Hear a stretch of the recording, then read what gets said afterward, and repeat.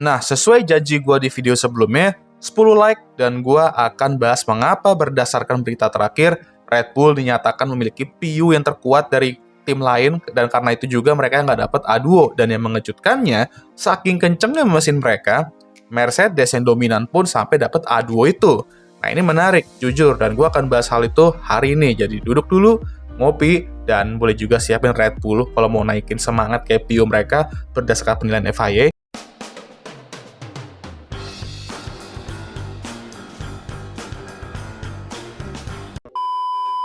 Oke, gue akan jelasin sesimpel mungkin karena jujur pembahasan A2 ini sebenarnya agak sedikit membingungkan juga. Ya, kayak penjelasan gue, ya maklum, Aing bukan guru ataupun orang yang suka ngasih edukasi. Sukanya ngebaca skuy aja ya.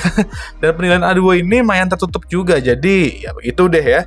Gue akan berusaha jelasin sesimpel mungkin biar kalian setidaknya dapat gambaran besarnya aja kenapa mereka nggak dapat A2. Daripada malah makin bingung nanti ya. Udahlah, cukup performa RB22 aja yang bikin kalian bingung. Apalagi ada 2 kali aktif aero mereka nge-lag dan berujung Max Verstappen cosplay Joan Mir. Oke, bagi yang belum tahu A2 itu apa, A2 itu kepanjangan dari Additional Development and Upgrade Opportunities.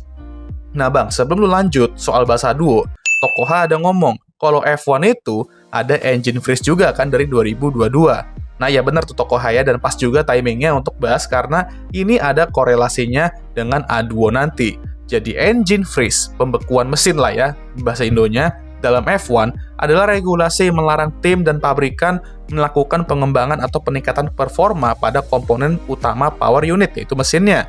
Aturan ini diterapkan oleh Formula One untuk menekan biaya operasional dan menjaga kesetaraan antar tim.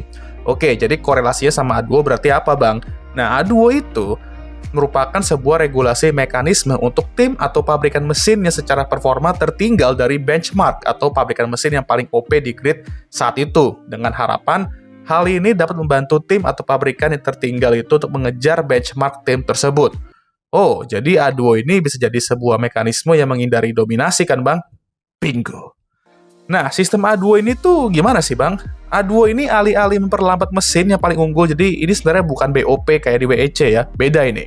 FIA menggunakan indeks performa ICE yang memantau data kecepatan mesin, torque-nya, dan MGUK untuk mengevaluasi seluruh pabrikan mesin pada 3 interval khusus selama musim F1 ini. Dari balapan 1 sampai 6 tuh yang fase pertama, fase kedua tuh 7 sampai 12 ya, balapan 7 sampai 12, dan fase ketiga ialah balapan 13 sampai 18. Kalau nggak salah ya, maklum, pelupa, ada tua. Pabrikan manapun yang performa mesinnya itu tertinggal 2%, dia akan dapat jatah A2 ini. Nah, untuk klasifikasi dia tuh dibagi jadi 2 lah intinya ya, A21 dan A22. Pabrikan mesin yang tertinggal 2-4% dapat jatah upgrade sekali di musim ini dan 1 kali di musim depannya. Jika tertinggal lebih dari 4%, pabrikan mesin itu dapat jatah 2 kali update di musim ini dan 2 kali lagi di musim depannya. Paham maksud gue? Miguel nggak paham nih bang. Kalau Miguel mah ya bodo amat lah gue. Gue mau jelasin pakai murni KBBI pun nggak bakal paham juga dia. Nah, berdasarkan update terbaru mengenai A2 ini, kita semua mengira, oh iya Mercedes kan yang paling kenceng nih. Ya udahlah, mereka bakal jadi benchmark lah, ya kan? Tapi siapa sangka ternyata malah pencipta minuman energi ini yang gacor mesinnya dan menjadi benchmark. What? Nah, sekarang muncullah pertanyaannya. Why Red Bull gitu? Oke, jadi gini, A2 ini hanya berlaku di bagian ICE atau mesin pembakaran internalnya aja dan bukan bagian elektrik dan baterai-baterainya. Dan setelah dinilai sama FIA, ternyata emang bener, RBPT itu merupakan ICE terkuat di grid sekarang sehingga dia jadi benchmark. Well, mereka bisa bangga setidaknya karena brand minuman kayak Red Bull aja bisa menciptakan mesin yang OP, mengalahkan otomotif lainnya gitu. Lalu mengapa Mercedes bisa superior dan Red Bull memiliki ICE terkencang itu? Tidak bang. Jadi perlu diingat, musim ini F1 memiliki regulasi hybrid 50% ICE dan 50% elektrik. Jadi punya ICE terkencang, yaitu cuma separuhnya aja. Lu juga harus punya komponen elektrikal yang memadai dan efisien juga. Dan tentunya sasis yang bagus juga ya. Nah, Mercedes cuma tertinggal sekitar 2% doang di bagian ICE dari Red Bull. Tapi manajemen baterainya, PLN pun ketar-ketir liatnya. Jadi itu yang membuat Mercedes sangat dominan musim ini. Mobil mereka mendominasi balapan musim ini karena mereka memiliki sistem electrical, deployment baterai, dan optimalisasi software yang jauh lebih superior dibanding tim lain. Sementara Red Bull, ICE mereka emang gacor, tapi efisiensi baterainya, manajemen energi elektrik, serta paket aerodinamika sasis mereka lah yang menahan mereka untuk menantang Mercedes.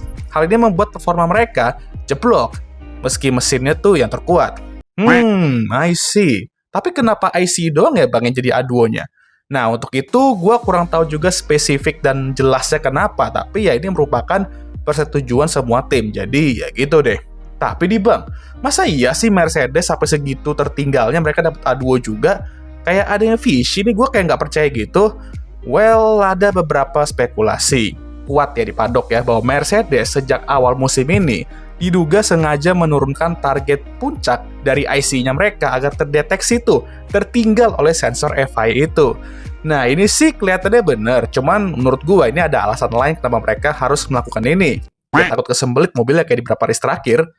Lalu kekurangan tenaga dari IC tersebut berhasil mereka tutupi dengan kompensasi dorongan tenaga elektriknya mereka yang sangat masif itu agar mobil tetap menjadi yang terkencang di track. Strategi ini berhasil mengamankan jatah token A2 untuk Mercedes. Ya sebenarnya make sense, karena seperti gue bilang tadi, komponen elektrik mereka emang yang paling bada best sejauh ini di grid.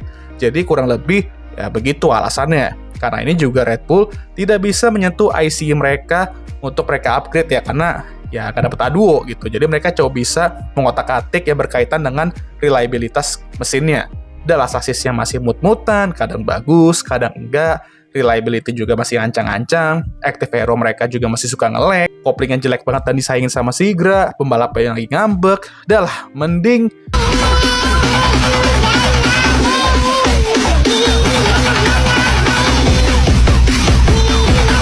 udahlah Bang, udah Bang. Sumpah, ini masih ada sekitar semingguan lagi kita harus kayak gini nih Bang. Oke lah, sekian video kali ini. Gimana menurut kalian? Masih lucu juga ya, kok bisa brand minuman energi kayak Red Bull bisa buat mesin lebih kenceng dari brand-brand otomotif ternama gitu ya. Gelo sih, tapi anyway, jangan lupa untuk like, subscribe, dan share video ini. Dan jangan lupa juga untuk menyalakan lonceng notifikasi agar kalian semua tahu ketika gue ngupload video baru. Jangan lupa juga untuk follow Instagram gue. Sudah ya, abang udah capek nih. Seperti biasa, video ini akan ditutup oleh... Okay guys, thank you for watching.